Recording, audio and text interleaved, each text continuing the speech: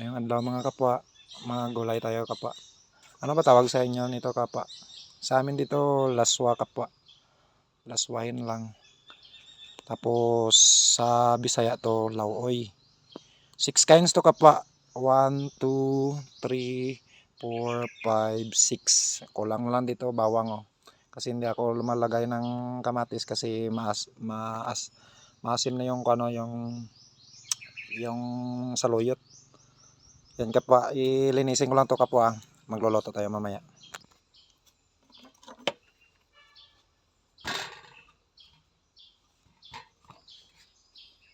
Tungaon ko lang ng kapwa, hindi ko na lahat to isahog. Kasi ako lang naman dito mag-isa.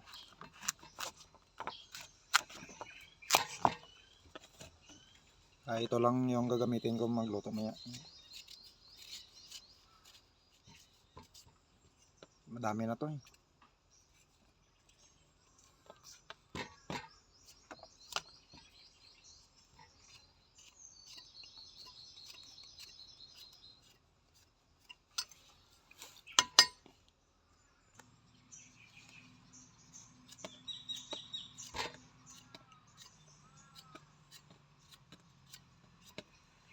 Yan. So iwain ko lang to na maliit kapwa kasi madami na rin to.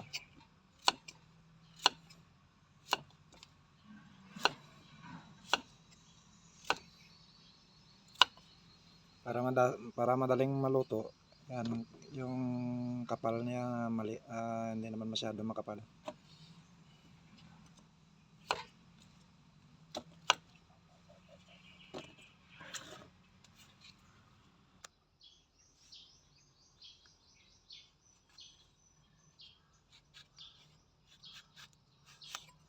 Yan. Sarap nito.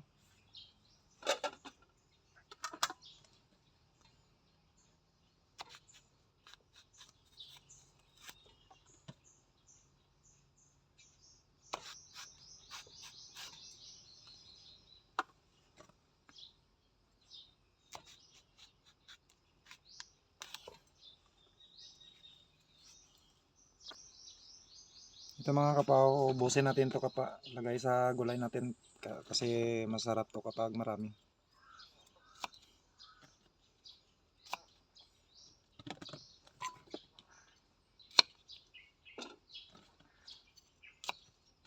Yan lang, tinatanggalan ko lang ng ulo kapa para masarap naman kainin na wala ng ulo.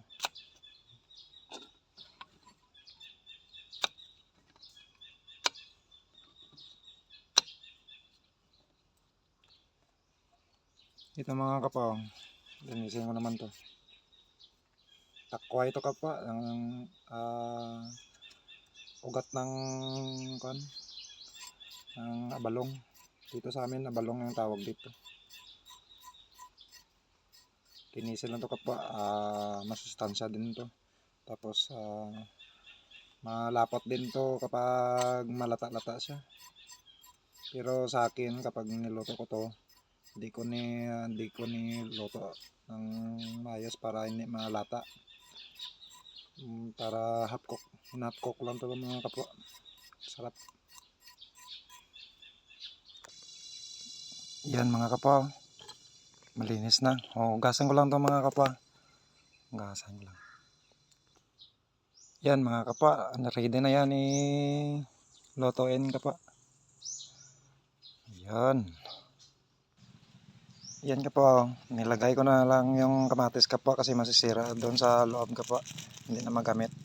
Isang kamatis lang yan kapwa. Hindi sana ako naglagay ng kamatis kapwa ba. Asinan ko na lang kapwa para isa lang natin sa apoy. At saka lagyan natin ng bitsin yan. Yun. Mas maganda dito kapwa na sahog kapwa, yung kalkag kapwa, yung hipon na maliliit kapwa. Lagyan natin mamaya. Magpakulo muna tayo niyan kapwa, palambutin natin yung kalabasa kapwa. Tapos timplahin na agad, tapos lagyan ng mga gulay kapwa. Yan kapwa, malapit na kapwa, kumulo. malapit na kumulo kapwa. Yung lamas ko kapwa, bawang lang at saka sibuyas. Lagyan ko na lang ng kamatis kasi sayang naman yung kamatis. Ito kapwa. Yan, tawag dyan sa inyo kapwa. Ito yan kapwa. Yan. Lagyan natin kapwa.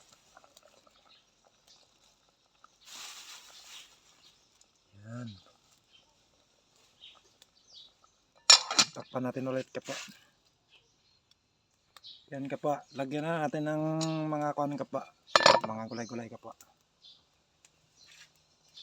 Lagyan natin ng talong kapwa para mauna siyang maluto. Kaysa sa mga dahon, huli na lang natin yung mga dahon kapwa. Yun. Tapos lagyan natin ng kuan kapwa para balanse yung luto ng talong tsaka takway kapwa. At ito kapwa, balanse. Para balanse yung luto nila kapwa, hindi malata yung iba. Yung mga dahon kapwa, pahuli na lang natin yun kapwa. Yan. Yan kapwa, sarap-sarap kapwa yan. Yan. Yan. Laswa yung tawag sa amin dito kapwa, laswa. Malambot na yung kuan kapwa. Malambot na. Laswa yung ginagamit, tawag namin dito kapwa. Sa Cebuano, lawa yan. Takpan natin yung kapwa. Huwag natin ilutuin masyado yung mga kuan kapwa, yung mga gulay kapwa kasi kapag malata, hindi na masarap. Ito, parang hapkok lang yan. Parang hindi naman masyado kuan. Okay lang yung madunot yung kuan kapwa, yung kalabasa kapwa kasi masarap yan kapag madunot kapwa, mahalo sa sabaw kapwa. Masarap yan. Lagyan pa natin ng asin kapwa kasi masyadong lasay. Konti lang. Yan. Ito kapwa, pwede na to kapwa.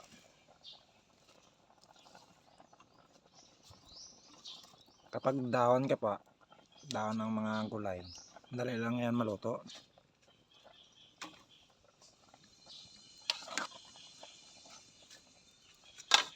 Ito na lang kapwa. Yan. Sarap. Tignan mo kapwa. Lauoy na lauoy sa Cebuano, pero kapag sa Ilonggo, laswa. Yan, sarap.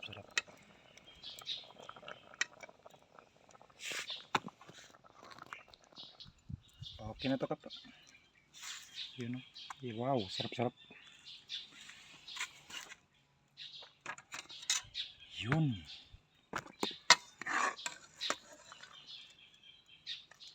Wow, sarap yan.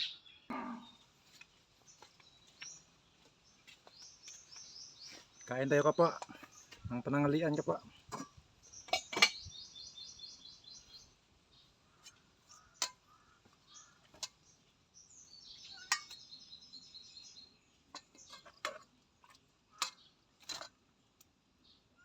Kapwa. Sarap kapwa.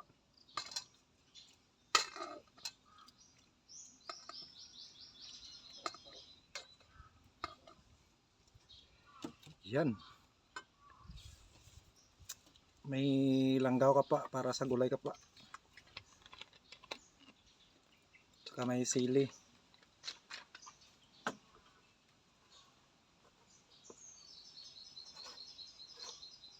Yun.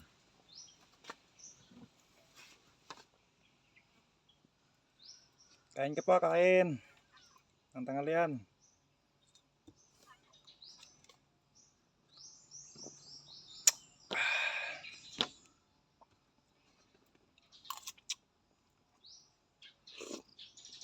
Wow. Tingnan mo kapwa. Ang lapot ng mga gulay ba.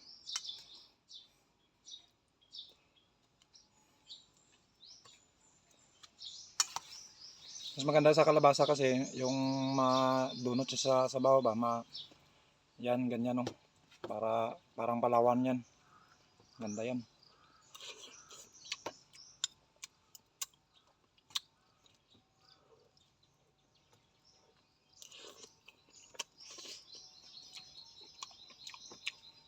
Okay kayo.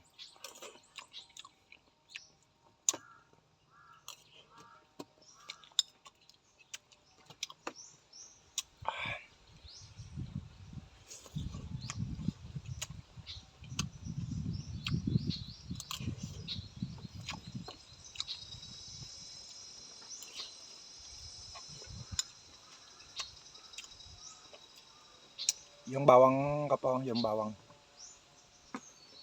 Maganda to sa gulay.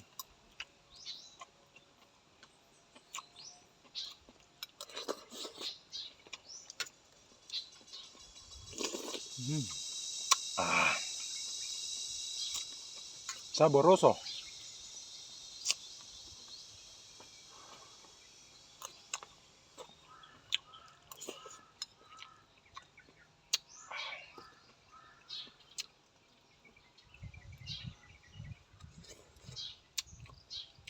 Talong.